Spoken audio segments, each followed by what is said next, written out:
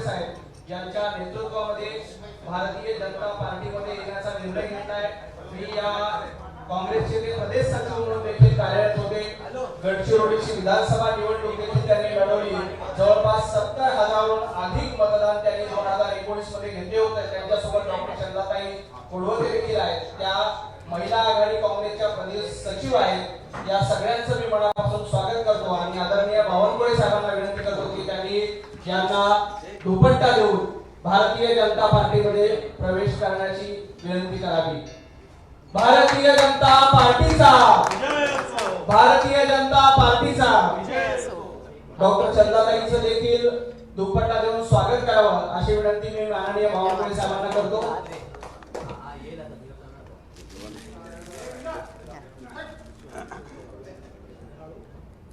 खूप खूप शुभेच्छा। धन्यवाद सर, धन्यवाद। यानंतर मी डॉक्टर नितीन कोळवते साहेब यांना विनंती करतो की त्यांनी भारतीय जनता पार्टीत प्रवेश केल्याबद्दल आपलं मनोगत व्यक्त करावं।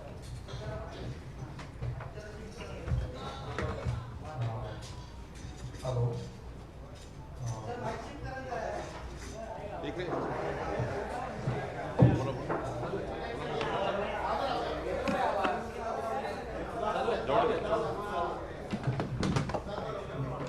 मोदी साहेबांच्या विकासाला प्रेरित होऊन मी भारतीय राष्ट्रीय काँग्रेसमध्ये भारतीय जनता पार्टीमध्ये प्रवेश करत आहे आणि येणाऱ्या काळामध्ये भारतीय जनता पार्टीचा काम करेल कोणती अपेक्षा न बाळगता आणि देवेंद्रजींना प्रेरित होऊन बावनकुळेजी साहेबांना प्रेरित होऊन त्यांच्या कामांना प्रेरित होऊन मी भारतीय जनता पार्टीमध्ये प्रवेश करत आहे। त्यानंतर चंदाताईंना विनंती करतो की त्यांनी पत्रकारांना संबोधित करावं। आपण सर्वांना इथे जमलेल्यांना नमस्कार। भारतीय जनता पार्टीचे प्रदेशाध्यक्ष बावनकुळे साहेब, देवेंद्रजी फडणवीस साहेब आणि आपल्या देशाचे पंतप्रधान माननीय पंतप्रधान मोदीजी यांच्या विकासाच्या संकल्पनेला आमचा पूर्ण विश्वास आहे की त्यांच्या नेतृत्वामध्ये हा देश, हा महाराष्ट्र आणि आमचा गडचिरोली जिल्हा हा खूप प्रगती करेल, यावर आम्ही विश्वास ठेवून आम्ही दोघेही या पक्षामध्ये आलेलो आहोत आणि आम्ही बावनकुळे साहेबांचं खूप खूप धन्यवाद मानतो की त्यांनी आम्हा दोघांनाही या पक्षामध्ये घेतलंय आणि काम करण्याची संधी दिली आहे। धन्यवाद। त्यानंतर भारतीय जनता पार्टीचे प्रदेशाध्यक्ष माननीय बावनकुळे साहेब यांच्या नेतृत्वात सातत्यानं एकापेक्षा एक जे सगळे नेते भारतीय जनता पार्टीचे आहेत, मी माननीय बावनकुळे साहेबांना विनंती करतो की त्यांनी पत्रकारांना संबोधित करावं। भारतीय जनता पक्षाकरता आणि गडचिरोली लोकसभेतील भारतीय जनता पार्टीची संघटना वाढीकरता आज महत्त्वाचा दिवस आहे। आज प्रतिष्ठित वैद्यकीय सेवेमध्ये आपलं संपूर्ण आयुष्य लाखो लोकांच्या वैद्यकीय सेवेमध्ये कोरोनाच्या काळामध्ये वैद्यकीय सेवा देऊन गडचिरोली जिल्ह्याच्या आदिवासी समाजाची ज्यांनी सेवा केली आणि समाजाच्या शेवटच्या व्यक्तीकरता आदिवासी बांधवाकरता ज्यांनी आपलं संपूर्ण आयुष्य दिलं असे डॉक्टर नितीन कोळवते, सध्या ते काँग्रेसचे प्रदेश सचिव म्हणून त्यांनी काम करत होते आणि आमच्या ताई चंदाताई कोळवते त्यासुद्धा डॉक्टर आहेत आणि त्यासुद्धा प्रदेश काँग्रेसमध्ये सचिव होत्या। आज मला त्यांनी पक्षप्रवेशाकरता विनंती केली। डॉक्टर नितीन कोळवते यांनी 70,000 मतं काँग्रेसमध्ये विधानसभेमध्ये घेतले होते, विधानसभेचे उमेदवार होते काँग्रेसचे आणि आज त्यांनी आपल्या संपूर्ण हजारो कार्यकर्त्यांच्या साक्षीने भारतीय जनता पक्षामध्ये पक्षप्रवेश केला आहे आमचे खासदार अशोक नेतेजी, बाबूराव कोडेजी, आमचे सर्व गडचिरोली जिल्ह्याचे सर्व नेते, देवराव होळीजी असतील, कृष्णा गजबेजी असतील, आमचे अध्यक्ष वागरेजी आहेत, या सर्वांनीच आज या पक्षप्रवेशाबद्दल आनंद व्यक्त केला आणि मला विश्वास आहे की डॉक्टर नितीन कोळवतेजी आणि चंदाताई हे दोघंही भारतीय जनता पक्षामध्ये आणि भारतीय जनता पक्षाकडनं जे काही संघटनात्मक कार्य आहे ते पुढे नेतील. पक्षप्रवेश करताना त्यांनी एकच मुद्दा माझ्यासमोर ठेवला, तो अत्यंत विश्वासाने त्यांनी माझ्यासमोर ठेवला. मोदीजींनी विकसित भारताचा संकल्प केला आहे, मोदीजींनी विकसित भारताची गॅरंटी घेतलेली आहे आणि विकसित भारताच्या संकल्पाला साथ देण्याकरता आमचे योगदान असावं. आम्ही डॉक्टरी कार्यात सेवा देतो, पण समाजाच्या शेवटच्या आदिवासी बांधवाचं कल्याण करण्याकरता मला संधी द्यावी. आणि त्यांनी एक शब्द पुन्हा मला सांगितला की आम्हाला पक्षप्रवेश का करायचा आहे, तर माननीय प्रधानमंत्री नरेंद्र मोदीजी यांच्या नेतृत्वातल्या केंद्र सरकारने आमच्या समाजातील एक शिक्षक महिलेला, माननीय द्रौपदी मुर्मूजीला या देशाचं राष्ट्रपती पद देण्याचं कार्य आमचे पंतप्रधान नरेंद्र मोदीजींच्या नेतृत्वामध्ये झालं. याकरता आमचा आदिवासी समाज भारतीय जनता पक्षाच्या पाठीशी आहे. हा अत्यंत महत्त्वाचा चर्चा त्यांनी माझ्याशी केली आणि त्यांच्या चर्चेत हे सुद्धा म्हटलं, मी कुठल्याही पदाकरता पक्षात प्रवेश करत नाही आहे, केवळ मोदीजींच्या विकसित भारताच्या संकल्पाला साथ देते आहे. आणि हा देश पुढे गेला पाहिजे. देश कल्याणाकरता, राष्ट्र कल्याणाकरता, महाराष्ट्र कल्याणाकरता मला संधी द्या. मी त्यांना आश्वस्त करतो, डॉक्टर नितीन आणि डॉक्टर चंदाताईंना, की भारतीय जनता पक्ष खंबीरपणे आपल्या पाठीशी पारिवारिक पद्धतीने उभा राहील आणि आपलं कर्तृत्व पुढे नेण्याचा प्रयत्न करेल. मी त्यांना पक्षामध्ये पुन्हा शुभेच्छा देतो आहे. हां, बंटी भांगडियाजी यांचा पुढाकार या पक्षप्रवेशाला होता, त्यांचंही मी स्वागत करतो. उद्धव ठाकरे सध्या दौरे करतायत आणि ते प्रत्येक दौऱ्यामध्ये जर बघितलं असेल तर पंतप्रधान नरेंद्र मोदी आणि उपमुख्यमंत्री देवेंद्र फडणवीस यांच्यावर टीका करतायत. उद्धव ठाकरेंची वैद्यकीय चाचणी करण्याची गरज आहे. उद्धव ठाकरे वैफल्यग्रस्त परिस्थितीमध्ये निराश असलेल्या आणि ज्याप्रमाणे बुद्धिभ्रंश होतो त्याप्रमाणे उद्धव ठाकरे वागत आहे. खरं तर मोदीजींना औरंगजेब बनणे ही महाराष्ट्राची जनता, देशाची जनता सहन करणार नाही. येणाऱ्या निवडणुकीमध्ये जनता ह्याचा बदला घेईल. खरं तर मोदीजींना औरंगजेब बनण्यापूर्वी उद्धव ठाकरेंनी औरंगजेबी कार्य काय केले आहे? पहिलं औरंगजेबी कार्य केलं आहे, जसं औरंगजेबाने सत्ता प्राप्त करण्याकरता स्वतःच्या भावाला घराच्या बाहेर काढलं. सत्ता प्राप्तीकरता औरंगजेबाने आपल्या भावाला घराच्या बाहेर काढलं. महाराष्ट्रामध्ये सत्ता प्राप्तीकरता घरातल्या भावाला कुणी काढलं, औरंगजेबी वृत्ती कुणी स्वीकारली, या संपूर्ण महाराष्ट्राला माहिती आहे. आपल्याला माहिती आहे की औरंगजेबाने स्वतःच्या बापाला तुरुंगात टाकलं. आता औरंगजेब वृत्ती कोणाची आहे? उद्धव ठाकरेची. हिंदू हृदय सम्राट बाळासाहेब ठाकरे यांचे विचार जमीनदोस्त करून बाळासाहेबांनी म्हटलं होतं, मी काँग्रेससोबत जायचा दिवस येईल त्या दिवशी पक्ष बंद करेल, पार्टी बंद करून टाकेल, दुकान बंद करेल. औरंगजेबी वृत्ती असलेला उद्धव ठाकरे हिंदुत्वाचा विचार सोडून सभेमध्ये माझे हिंदू भाऊ बहिणींनो हा शब्द सुद्धा गळून टाकला.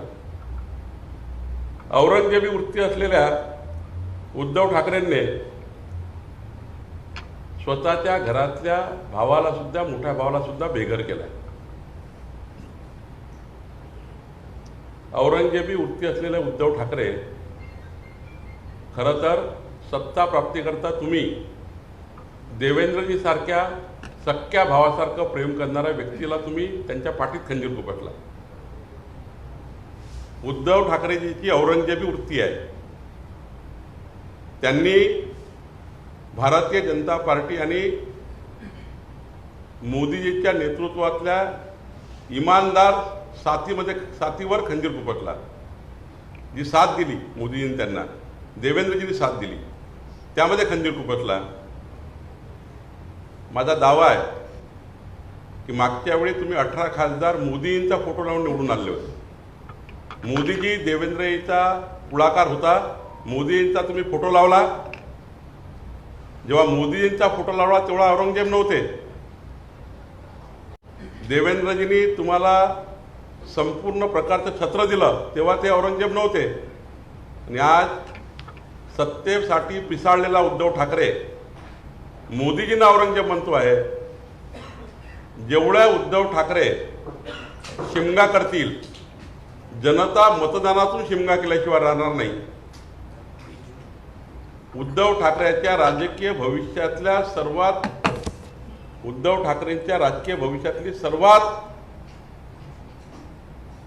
वाईट निवडणूक 2024 असेल. आतापर्यंतच्या इतिहासात उद्धव ठाकरेला जेवढे मतं मिळाले त्यापेक्षा कितीतरी मतांनी उद्धव ठाकरेचा पराभव होईल. पर्सेंटेज ऑफ व्होट जर उद्धव ठाकरेचे बघितले तर संपूर्ण पतन झालेलं दिसेल. आणि त्यामुळे उद्धव ठाकरेजी शिमगा करू नका, जनता तुमचा शिमगा करेल. मोदीजींना औरंगजेब म्हणताय. तुम्हाला माहिती आहे का नाही की 22 जानेवारीला तुम्हाला राम मंदिराचं निमंत्रण दिलं होतं, प्रतिष्ठापनेचं निमंत्रण दिलं होतं. पण काँग्रेसच्या दबावाखाली तुम्ही राम मंदिराच्या प्रतिष्ठापनेला गेले नाही. ज्या मोदीजींनी 527 वर्षानंतर 527 वर्षात 25 पिढ्या निघून गेल्या. जनता वाट बघायची कुणीतरी येईल आणि तंबूतल्या रामलल्लाला जगातल्या सर्वात सुंदर मंदिरात प्रतिष्ठापित करेल. विसरले का 22 जानेवारी? उद्धव ठाकरे जरा एकदा 22 जानेवारी उघडून बघा. जगातली सर्वात मोठी दीपावली लोकांनी त्या ठिकाणी साजरी केली. आणि तुम्ही मोदीजींना औरंगजेब म्हणताय. खरं तर जरा येऊ द्या, 4 जून दिसेल तुम्हाला, दिसेल आपल्याला. आणि त्यामुळं मला वाटतं महाराष्ट्राची जनता बदला घेईल. शरद पवारांनी थेट भाजपला इशारा दिलेला आहे. अरविंद केजरीवाल यांना ईडीने अटक केल्यानंतर त्याला भाजप दोषी आहे आणि भाजपला याची किंमत मोजावी लागेल असं शरद पवार म्हणाले. केंद्रीय तपास यंत्रणा 12-12, 13-13 नोटीस देतं आणि त्या नोटीसचं उत्तर आपण देऊ शकत नाही. मला जर नोटीस आली असती तर मी पहिल्या दिवशी उत्तर दिलं असतं. महाविकास आघाडीच्या काळामध्ये अनेक लोकांना नोटीस यायला आम्ही उत्तरं दिले. तुम्ही जर भ्रष्टाचार केला नाही तर मग तुम्ही उत्तर का देत नाही? आणि तपास यंत्रणावर आमचा काही कंट्रोल नाही. कोणी तपास यंत्रणाच्या आमचा काही त्या ठिकाणी संबंध नसतो. तपास यंत्रणाला जर तुम्ही वेळेवर रिप्लाय दिला नाही, काल आगडोम ठोकतायत शरद पवार साहेब. काँग्रेसचा पुळका आला त्यांना. काँग्रेसचे अकाउंट कशामुळे बंद झाले? 10 वर्ष काँग्रेसने जमा केलेल्या पैशाचा हिशोब 15 वर्ष 10 वर्ष तुम्ही प्रशासकीय यंत्रणेला देत नाही. आणि मग तुमचे कायदेशीर अकाउंट बंद झाले. तुम्हाला कायदेशीर कारवाया झाल्या, तुम्ही आमच्या नावाने बोंबा मारता. सांगा ना तुम्ही प्रशासकीय यंत्रणेला तुम्ही आपला हिशोब का दिला नाही? भारतीय जनता पार्टी प्रत्येक वर्षी 31 मार्चला आपला हिशोब सबमिट करतं. आमच्यावर झाली कारवाई. आम्ही हिशोब व्यवस्थित दिले आहेत. आमच्या कार्यालयाचं संपूर्ण ऑडिट आणि अकाउंट बरोबर आहे. तुम्ही कुठले पैसे आणले, कुठं नेले हे माहिती नाही आहे. आणि त्यामुळे तपास यंत्रणा या किंवा प्रशासकीय यंत्रणा त्यामुळे पुढे गेल्या असतील. आणि त्यामुळे तपास यंत्रणेने केलेली कारवाईवर राजकीय त्या ठिकाणी त्याला राजकीय पद्धतीने घेणे, शरद पवार साहेब तुमच्यासारख्या व्यक्तिमत्वाला हे शोभत नाही. मला वाटतं अरविंद केजरीवालचं समर्थन करण्यापूर्वी त्या 12 समन्सवर जरा बोलले पाहिजे होते असं मला वाटतं. काँग्रेसच्या सोलापूरच्या उमेदवारावर हल्ला झाला काँग्रेसच्या उमेदवारावर हल्ला झाल्याची माहिती समोर येते. आमदार प्रणिती शिंदे यांच्यावर हल्ला झाला, त्यांनी थेट भाजपचं नाव घेतलेलं आहे. खोटारडे आहे हो, ते संस्कारच आमचे नाही आहे. मराठा समाजाच्या आंदोलकांनी आमच्याही गाड्या अडवल्या आहे, पंकजाताई मुंडेची गाडी अडवली आहे. मराठा आंदोलनामध्ये अनेक आमच्या नेत्यांना घेराव केला आहे. शेवटी त्यांच्या संतप्त भूमिका त्यांनी मांडल्या आहे, कालही मांडल्या असतील. त्यांनी सर्वपक्षीय मराठा समाजाने आंदोलन केलं आहे. काँग्रेसच्याही गाड्या अडवत आहे, भाजपच्याही गाड्या अडवत आहे. कोणत्याही उमेदवाराला ते म्हणतात आहे की बाबा आम्हाला न्याय मिळवून द्या, ते करतात आहे. त्यामुळं प्रणिती शिंदेवर मराठा समाजाच्या आंदोलकांनी काही जर मागणी केली असेल त्याला तुम्ही घेराव कसा म्हणता? मराठा समाजाला तुम्ही कसं काय त्या ठिकाणी चुकीचं म्हणू शकता? प्रणिती शिंदेनी मराठा समाजाच्या आंदोलकांना चांगल्या पद्धतीने उत्तर देण्याऐवजी भारतीय जनता पार्टीचं आंदोलन म्हणून त्या ठिकाणी चुकीच्या पद्धतीने मराठा समाजाच्या आरक्षण आंदोलकांना त्या ठिकाणी ग्रह पकडलेला आहे. कुठलंही आंदोलन भाजपचं नव्हतं आणि ते आमचे संस्कार नाही. प्रणितीताई, राजकारणाकरता तुम्ही या स्तराला जाऊ नका. भारतीय जनता पक्ष कधीही संस्कारमय पद्धतीने वागतो आहे आणि त्यामुळं आमच्या नावाचा वापर या पद्धतीने करू नका. मराठा आंदोलकांनी त्या ठिकाणी दिलेलं निवेदन तुम्ही त्याला या पद्धतीने भाजपाचं घेराव वगैरे म्हणू नका. सर, आदित्य ठाकरेंनी ट्विट केलेलं आहे, अरविंद केजरीवालांना अटक झाल्यानंतर आदित्य ठाकरे म्हणतात की निर्लज्जपणे सरकारी यंत्रणा हाताशी धरून विरोधकांना विकत घेतलं जातं. आदित्य ठाकरेजी जरा अजून प्रशिक्षित व्हायचे आहे, जरा कायद्याचं ज्ञान वगैरे घेतील मग त्यांनी बोलावं. सर, शरद पवार असे म्हणाले की सध्याच्या ज्या निवडणुका होणार आहेत त्यामध्ये खुल्या वातावरणात या सगळ्या निवडणुका होतील असं शंका वाटते. का वाटतं सांगा त्यांना? कुणी अडवला त्यांना? मला तर त्यांना विचारायचं आहे, मला काही पवार साहेबावर, त्यांच्या नेतृत्वावर, कर्तृत्वावर टीका करायची नाही. का तुम्हाला एवढं पायी फिरावं लागतं आहे? कोणी थांबवलं तुम्हाला? तुम्ही इतक्या राज्याचे इतकं 40 वर्ष नेतृत्व केलं. एक साधा व्हिडिओ पवार साहेबांनी अपीलचा केला असता म्हणजे मी तर असं समजण्यापैकी आहे की 40, 45, 50 वर्ष जेव्हा महाराष्ट्राचं इतकं मोठं नेतृत्व पवार साहेब आहे, माझी अपेक्षा अशी होती पवार साहेबाकडनं की त्यांच्यासारख्या वरिष्ठ नेतृत्वाने या निवडणुकीत साधा व्हिडिओ जरी पाठवला असता आणि साधं निवेदन जरी लोकांना केलं असतं तरी त्याचं नेतृत्व सिद्ध झालं असतं. आज त्यांना पायी फिरावं लागतं आहे, गल्लोगल्ली फिरावं लागतं आहे, प्रत्येकाच्या घरी जावं लागतं आहे. याचा अर्थ शरद पवार साहेब मला समजून सांगा, तुम्हाला का फिरावं लागतं आहे? या वयात का फिरावं लागतं आहे? काय तुमच्या खालच्या लोकांनी जनतेची कामं केली नाही, विकासाची कामं केली नाही? का तुम्हाला मत मागावे लागतात? आणि या पद्धतीने या वयात मला त्यांना आमच्या सदिच्छा आहेत, पण ज्या पद्धतीने पवारसाहेब बोलत आहे खुल्या वातावरणात नाही. कुणा अडवला त्यांना? त्यांचा कोणी निवडणुकीमध्ये घेराव केला? भारतीय जनता पक्षाने काही गुंडगर्दी केली? भारतीय जनता पक्षाचा कार्यकर्ता काही रस्त्यावर आला? खुल्या पद्धतीने तुम्ही फिरताय, पोलिसांचं संरक्षण घेऊन फिरतायत, तुम्हाला सर्व त्या ठिकाणी सरकारी यंत्रणांच्या पाठीशी आहेत. का असा विचार करतायत? निवडणुकीच्या पराभवाचं चित्र जेव्हा समोर येतं तेव्हा अशा प्रकारच्या पद्धतीने वातावरण तयार करून, सहानुभूतीचं वातावरण तयार करून मताचं राजकारण करण्याचा काही लोक प्रयत्न करतात. प्रत्येक वेळी सहानुभूती चालत नाही. सहानुभूती एखाद्या वेळी घेता येतं. सहानुभूतीचं राजकारण करणाऱ्या लोकांना जनता धडा शिकवेल. सर, माढा लोकसभेवरून भाजप आणि महायुतीमध्ये वाद कायम दिसतोय. कारण रामराजे निंबाळकरांनी एक बैठक घेतली आणि असं सांगितलं की आमच्या विरोधानंतर जर भाजपनं उमेदवार कायम ठेवला तर काही घडलं तर त्याची जबाबदारी आमची नसेल. असं आहे, काही दिवस मतभेद असतात, कालांतराने ते निघून जातात. सर, साताऱ्याच्या जागेवरती सुद्धा वाद आहे. उदयनराजे इच्छुक आहे पण ती जागा राष्ट्रवादीला जाणार आहे असं बोलत. 2 दिवस झाले महायुतीमध्ये सातारा या लोकसभेचा निर्णय अजितदादा, देवेंद्रजी, एकनाथजी आणि आमचं केंद्रीय नेतृत्व लवकरच करेल आणि अत्यंत चांगल्या वातावरणामध्ये आमच्या 6-7 ज्या सीटवर चर्चा सुरू आहे ती पूर्ण होईल. सर, मनसेला सोबत जे आहे ते घेतलं जात आहे. मनसेला सोबत घेतलं जात आहे. 2 मोठ्या बैठका झाल्या दिल्लीत आणि राज्यात सुद्धा बैठक झाली. नेमकं महायुतीत त्यांना सामील करून घेतलं जाणार आहे की मागून त्यांची मदत घेतली जाणार? केंद्रीय नेतृत्वासोबत, महाराष्ट्राच्या नेतृत्वासोबत राज ठाकरे साहेबांची चर्चा झाली आहे. मी त्या चर्चेचा नेतृत्वाकडे चर्चा आहे, त्यामुळं मी त्या चर्चेत भाग घेतला नाही आहे. पण मला वाटतं राजसाहेबांचा जो स्वभाव आहे त्या स्वभावाप्रमाणे त्यांनी आतापर्यंतच्या त्यांच्या राजकीय जीवनामध्ये देशाकरता, महाराष्ट्राकरता उत्तम आणि अतिउत्तम काय करता येईल, मोदीजींच्या विकसित भारताच्या संकल्पाला साथ देण्याकरता त्यांनी जो विचार केला आहे, मी एवढंच म्हणेल की अत्यंत महत्त्वाचा निर्णय राजसाहेब करतायत. कारण या निर्णयामुळे 2024 ते 2029 मध्ये आपण जे बघतोय की जगातली 3री आर्थिक महासत्ता भारत होणार, हा जो मोदीजींनी गॅरंटी घेतली आहे, अशाच पद्धतीने या आम्हाला जो सपोर्ट मिळेल राजसाहेबाचा, त्या सपोर्टला अत्यंत महत्त्व आहे. मला वाटतं यातनं चांगल्या महाराष्ट्राचं, उत्तम महाराष्ट्राचं, विकसित महाराष्ट्राचा संकल्प पूर्ण होईल.